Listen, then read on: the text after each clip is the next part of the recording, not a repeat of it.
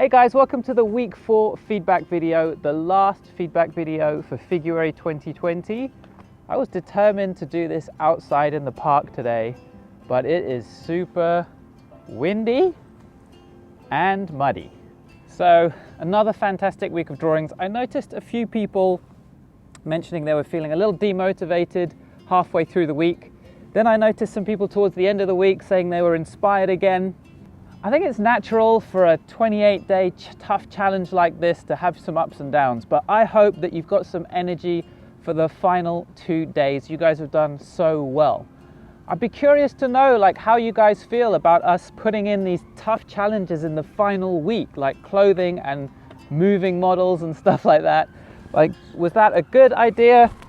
Or should we have kept it a little lighter and a little easier for the final week? That would be interesting to know. Let me know in the comments. So let's get onto the drawings. So these drawings are by Ivana. I think she has a ton of ability, lots of observational skills. She's drawing these figures with good weight, good balance, and good proportions too, I think. And she's, getting in the important information.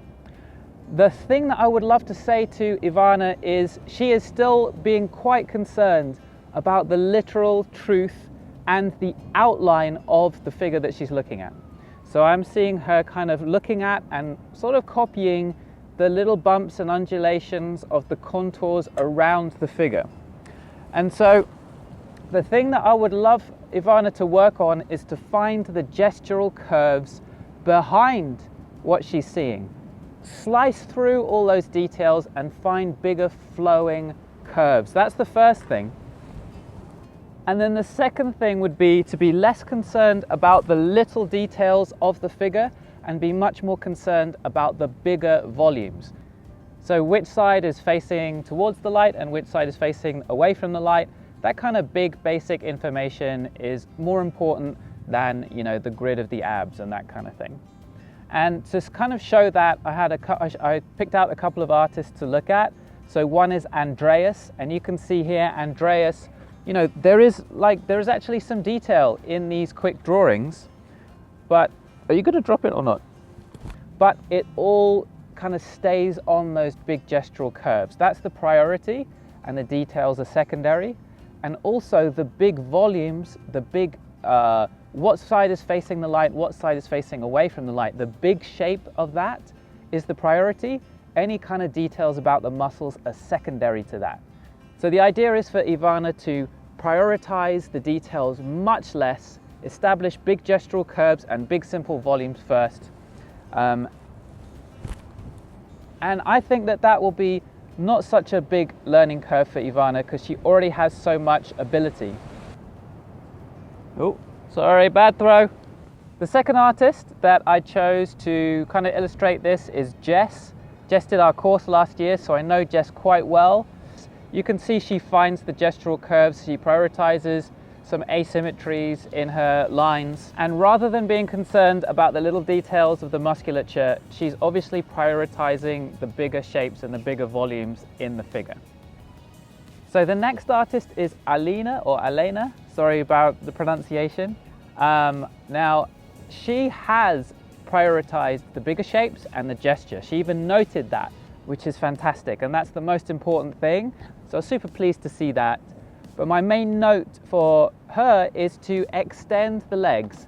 And this is a note for almost 40% of the drawings that I'm looking at, is that legs are getting shortened and the heads are getting big. And one interesting thing I noticed is that when the practice became a bit more unusual, a little bit outside of the comfort zone, like with clothing, often the figures were getting squashed down. So I think because people were kind of worried about the clothes or worried about the movement, some of the figures got squashed because of that, making the legs short and the head big, which is a really common tendency. I'm realizing it, I'm seeing it more and more. And it's the same thing for Sophia, just kind of another example, and she noticed it too, she mentioned it in her notes. And look how much better the figure was when she had the legs extended to their, to a more proportionate level. It works so much better. And one more example from Daniel. Daniel is super helpful to people in the community. So thank you to Daniel. Really great drawings too. But on this particular one, I felt like the legs were shrunk a little bit. And I'm pretty sure Daniel draws with an upright drawing surface. But often when I see something like this, I'm asking, do you have the paper flat on the table? Because if you have the paper flat on the table, you're looking at it from an angle and it's hard to draw in proportion. So you want it to be perpendicular to your eyes as you draw. So Daniel drew these clothed figures really, really well. You can see a really nice job painting out the dress on this figure. On this one, just wanted Daniel to think a little bit more about the tension points and the forces on the dress, because that is a U-shaped fold as she's holding up the dress at one point. There's gravity in the middle. So got to get that dip in there and then get those U-shaped folds, and then find the pipe folds going down the dress and then down the skirt away, and then kind of turning into the U-shaped folds. And once again, extend the legs. Often it's the lower legs that need extending. So the thighs are okay, but it's the lower legs and the feet that need to be enlarged. And then this kind of tonal figure focusing on the core shadow, which is great. I think Daniel did a really good job of it, but I think Daniel could simplify that shadow a little bit more. Find the curve around the tummy. You know, there's a kind of roundness on the tummy, and your curve is going to show that volume. So let the core shadow kind of curl around the roundness of the tummy. And there was a few areas on the neck where there was light hitting, so didn't need shadow. And then don't forget the major gesture. So her rib cage and torso are tilted back, so you know, don't lose that. Okay, I think I'm gonna have to go inside. It was a valiant effort to do this out here. It's nice and warm and quiet in here. A few people have been asking about the course that's coming up, so I just wanted to explain it really quickly.